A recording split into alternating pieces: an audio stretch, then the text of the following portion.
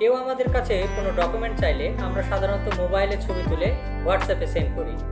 এভাবে ছবি তুললে অনেক সময় ছবিতে ছায়া আসে অথবা মোবাইলের ফ্ল্যাশ লাইটের ইফেক্ট আসে, অর্থাৎ ছবির রেজুলেশন 100% থাকে না।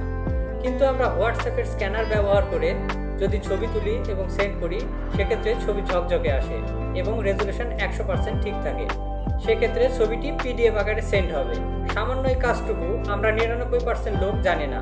চলুন তাহলে দেখে নেই হোয়াটসঅ্যাপের স্ক্যানার ব্যবহার করে কিভাবে আমরা কোনো ফাইল সেন্ড করতে পারি। এর জন্য আপনি আপনার মোবাইল থেকে হোয়াটসঅ্যাপ ওপেন করুন। তারপর যে আইডিতে ছবি পাঠাতে যাচ্ছেন সেখানে ক্লিক করুন। নিচে অ্যাটাচ আইকন আছে, এখানে ক্লিক করুন। এখান থেকে ডকুমেন্টসে ক্লিক করুন।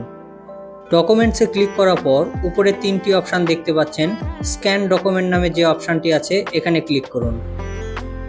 এখানে ক্লিক করলেই আপনার মোবাইলের ক্যামেরা চালু হয়ে যাবে। তারপর যে ডকুমেন্টসের ছবি পাঠাতে চাচ্ছেন এটার উপর ক্যামেরা ফোকাস করলেই অটোমেটিক ছবি উঠে যাবে।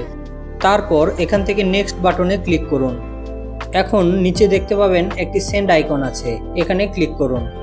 তাহলে আপনার কাঙ্ক্ষিত ডকুমেন্টসটি পিডিএফ আকারে চলে যাবে।